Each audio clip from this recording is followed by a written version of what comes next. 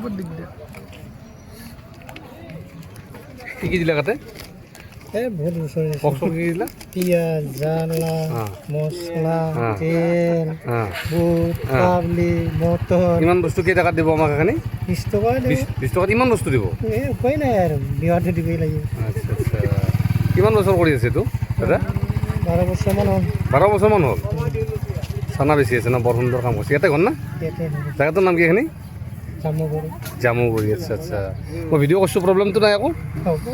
অঁ জামুগুৰি চক এইটো লিখাই আছে এইটো জামুগুৰি চক স্বাগতম জামুগুৰি চক এই সুন্দৰ আকাশখন যে আৰু কি মোহনীয় হৈছে ঐ মোৰ মাই ঐ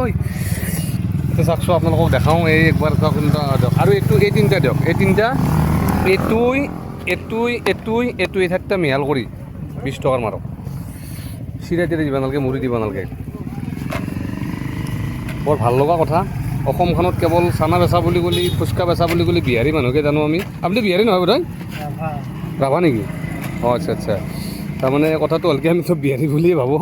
বা হয় কথাটো এতিয়া অসমীয়া মানুহে আৰম্ভ কৰিছে বৰ সুন্দৰ কথা খবৰ বৰ ভাল লগা অঁ ফুচকা বেচবালৈকে আমাৰ বেচে আজিকালি গুৱাহাটীত বহুত ল'ৰাইও অসমীয়া ল'ৰাই ছোৱালী ফুচকা বেচা আৰম্ভ কৰিছে বৰ ভাল কথা চাওকচোন পৰিৱেশটো এটা জামুগুৰি চকৰ পৰিৱেশ এইটো ৰাস্তাতে একদম নলবাৰী ওলাব পাৰি বুলি শুনিছোঁ একদিন যাব লাগিব এইটো ৰাস্তাৰে এইটা আলু পিঁয়াজ বিভিন্ন ধৰণৰ একদম কেঁচা মাল তাৰমানে ওচৰৰ